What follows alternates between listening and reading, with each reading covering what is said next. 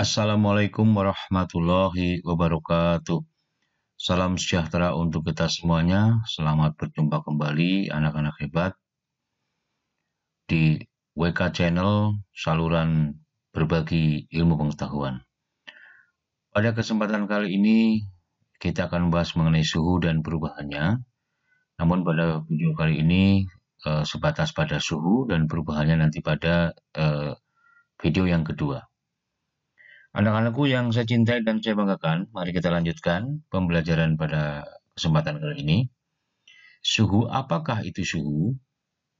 Baiklah, sebelum kita mengartikan apa itu suhu, bahwa tujuan pembelajaran pada kesempatan kali ini adalah setelah mempelajari bab ini, ya kalian mampu menjelaskan konsep suhu, alat ukurnya, dan persamaan atau konversi suhu. Berikutnya di video yang akan datang akan menjelaskan pemuaian pada berbagai zat dan persamaan yang terkait di dalamnya. Anak-anakku yang saya cintai dan saya banggakan, konsep suhu dan panas.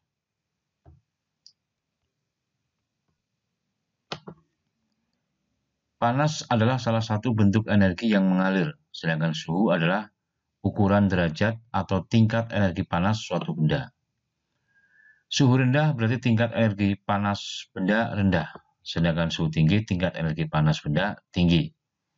Jadi sekali lagi, suhu adalah derajat atau tingkat energi panas suatu benda. Lanjutkan. Alat pengukur suhu adalah termometer. Ya, kita sudah sering kali melihatnya baik di rumah sakit atau menempel di dinding atau di tempat-tempat lainnya. Termometer berasal dari kata Yunani yaitu thermos yang artinya panas, sedangkan meter adalah mengukur. Jadi termometer adalah alat untuk mengukur suhu. Dan prinsip kerja termometer, ya, prinsip kerja termometer adalah volume zat akan berubah apabila dipanaskan atau didinginkan. Energi panas menyebabkan molekul zat cair bergerak menjauh, jarak molekul renggang, volume bertambah, massa zat tetap. Ini artinya ketika zat cair dipanaskan, ini molekulnya bergerak menjauh, jarak molekulnya renggang, berarti ini sedang mengalami pemuaian, ya. Berarti prinsip kerja termometer adalah pemuaian. Berikutnya adalah zat cair pengisi termometer. Ini ada dua atau bisa lainnya, bahkan ada yang pakai metal, ya, atau metal, ya, logam. Yang pertama adalah raksa. Apa sajakah keuntungan raksa? Ya. Raksa atau hydragium ini keuntungannya tidak membasahi dinding.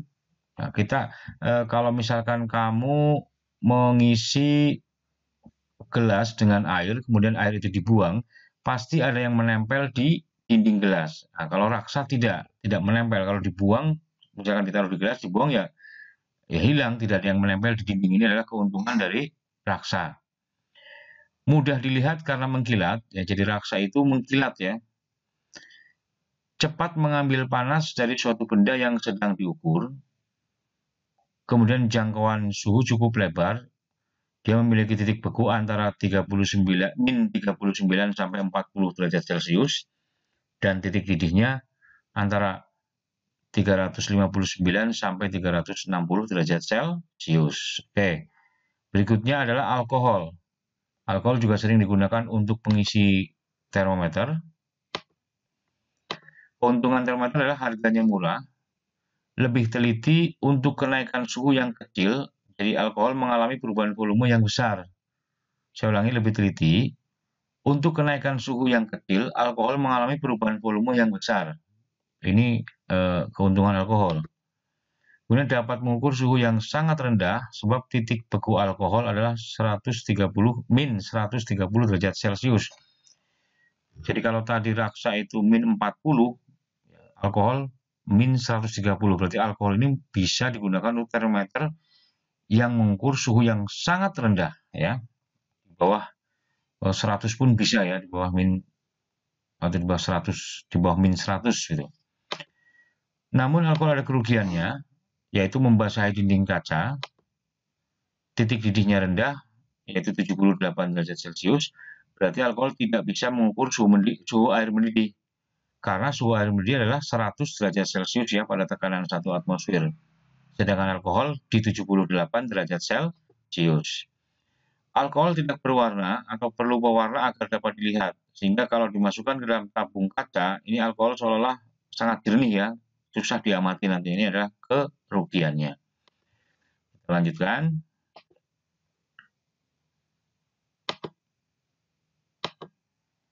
Zat cair pengisi termometer, masih yang tadi, mengapa bukan air saja yang digunakan sebagai pengisi termometer? Nah, jawabannya sudah terjawab pada slide sebelumnya. Kita lanjutkan. Nah, seandainya air digunakan sebagai pengisi termometer, maka air ini memiliki sifat anomali atau keanehan ya. Sebagian besar zat akan memuai jika dipanaskan, akan tetapi pada suhu 0 sampai 4 derajat Celcius, air justru mengalami penyusutan. Inilah anomali air. Kemudian air juga membasahi dinding, dan air itu akan membeku pada suhu 0 dan akan mendidih pada suhu 100. Berarti dia tidak bisa mengukur pada suhu min ya, di bawah 0 karena dia akan membeku menjadi es. Ini adalah beberapa kelemahan dari air ya, jika digunakan untuk mengisi termometer. Lanjutkan. Ini adalah skala termometer. Termometer itu ada 4 jenis, ya 4 macam. Di samping kalau berdasarkan kegunaannya, ada termometer suhu badan, termometer dinding, termometer Sixbelani, dan lain-lain. Nah, coba kamu cari pengertian-pengertian atau fungsi dari termometer-termometer yang tadi Pak Guru sebutkan pada ringkasan materi atau buku cetak Kemendikbud ya atau LKS yang kamu miliki. Skala termometer ada 4 macam, yaitu Celsius, Fahrenheit, Reaumur, dan Kelvin.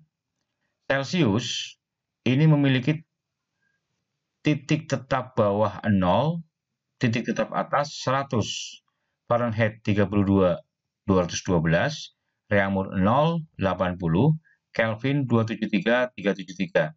Nah, artinya apa? Ya. Artinya jika air mendidih diukur dengan termometer Celsius, maka akan mendidih pada suhu 100. Sedangkan pada oleh Fahrenheit 212, oleh Reaumur 80. Begitu ya, bisa dipahami ya. Jadi titik tetap atas sama dengan titik didih. Sedangkan misalkan air yang membeku diukur dengan Celsius, itu suhunya 0. Bagaimana dengan Fahrenheit? Suhunya 32. Bahkan oleh Kelvin suhunya adalah 273. Nah, jadi dasar penetapan batas atas adalah suhu di mana air mendidih. Dasar penetapan batas bawah suhu di mana air membeku. Nah, penetapan angka bersifat arbiter atau sesuai kehendak penemu. Begitu ya. Kita lanjutkan. Perbandingan skala antara termometer Celsius, Reaumur, Fahrenheit, dan Kelvin adalah sebagai berikut. Kita singkat Celsius C, R, F, K begitu. 100, 80, 180, 100. Dari mana angka 180 dan 180 serta 100 ini? Ini diperoleh dari jumlah skala. Misalkan Celsius 0 sampai 100, berarti kan 100. Kemudian Reaumur itu 0 sampai 80 berarti 80. Fahrenheit 32 sampai 12 berarti 180 dan seterusnya. Kemudian angka ini disederhanakan atau dibagi 20 menjadi 5 untuk Celsius, Reaumur 4, Fahrenheit 9, dan Kelvin 5. Bisa dipahami ya, kita lanjutkan lagi. Kesetaraan skala Celsius dan skala Fahrenheit. Celsius per Fahrenheit adalah 100 dibanding 180. Angka yang tadi disederhanakan menjadi 5 per 9. Dengan demikian, maka Celsius sama dengan 5/9-nya Fahrenheit, atau Fahrenheit 9/5-nya Celsius. Sehingga dapat ditarik rumus T derajat Fahrenheit sama dengan 9/5 T derajat Celsius dikurangi 32 derajat Fahrenheit. Nah, kemudian ingat bahwa suhu terendah Fahrenheit adalah 32 derajat Celsius. Sehingga diperoleh rumus 2 seperti ini. Yang pertama adalah dari Fahrenheit ke Celsius, dan yang kedua dari Celsius ke Fahrenheit. Ini Bapak ambil satu contoh begini, ya, supaya lebih mudah. 59 derajat Fahrenheit berapa derajat Celsius? Penyelesaiannya. Jika dari Fahrenheit ke Celsius, maka Celsius ini dijadikan sebagai acuan. Ingat-ingat ya, Celsius dijadikan acuan. Celsius itu 5, Fahrenheit itu 9 kali 59, ini yang Fahrenheit, dikurangi 32. Mengapa dikurangi 32? Karena Celsius ini kan acuannya, karena ini yang ditanyakan kan Celsius, jadi acuannya Celsius. Jadi acuannya yang ditanyakan ya, diingat-ingat. Dari mana angka min 32? Karena Celsius ini dimulai dari 0, sedangkan Fahrenheit dimulai dari 32. Supaya Fahrenheit ini dimulainya menjadi 0 sama dengan Celsius, maka dia harus dikurangi 32. Nah, paham ya? Kerjakan dulu yang ada dalam kurung, hasilnya 27, sehingga diperoleh hasil 15 derajat Celsius. Bisa dimengerti ya? Oke, saya lanjutkan. Berikutnya kesetaraan skala Celsius dan skala Reaumur. Celsius dan Reaumur adalah 5 untuk Celsius dan Reaumur 4. Ya, masih ingat tadi ya, sehingga rumusnya C sama dengan 5/4R atau R 4/5 C. Nah, ini hubungan di atas dapat ditulis menjadi seperti ini, ya, bahwa merubah Reaumur menjadi Celsius itu begini. Ini Reaumur menjadi Celsius. 5/4 kali derajat Reaumur selesai. Ya, karena mengapa tidak ada min 32 seperti tadi? Karena Celsius titik bawahnya adalah 0, sedangkan Reaumur juga 0. Nah, sehingga sama titik tetap bawahnya. Ini lebih mudah hitungannya daripada yang tadi. Bapak ambil satu contoh. 40 derajat Celsius berapa jika diukur menjadi Reaumur? Penyelesaiannya, kita yang ditanyakan Reaumur, sehingga mengikuti Reaumur. Reaumur itu 4, taruh di atas. Celsius itu 5, jadi 4/5 kali 40. Nah, karena Celsius ini dimulai dari 0, atau titik bawahnya 0, dan Reaumur 0, maka tidak ada kurang atau tambah seperti tadi yang 32 ya. Hasilnya adalah 32 derajat Reaumur. Atau sebaliknya, begitu ya. Kemudian berikutnya, kesetaraan skala Celsius dan skala Kelvin. Celsius itu 1, Kelvin juga 1. Nah, ini juga mudah. Dengan demikian, Celsius sama dengan Kelvin. Ingat bahwa suhu terendah pada Kelvin adalah 273, sedangkan Celsius adalah 0. Maka, jika ingin merubah dari Celsius ke Kelvin, ya, Celsius ke Kelvin, rumusnya adalah T derajat Celsius ditambah 273. Nah, kenapa ditambah 273? Karena Kelvin dimulai dari titik tetap bawahnya 273.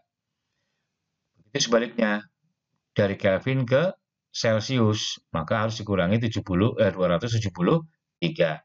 Karena Celsiusnya bawahnya 0, Kelvin 273. Contoh ya, ini 20 derajat Celsius berapa Kelvin? Nah, acuannya Kelvin yang ditanyakan. Berarti 20 ditambah 273. Dari mana 273? 273 adalah titik tetap bawah Kelvin.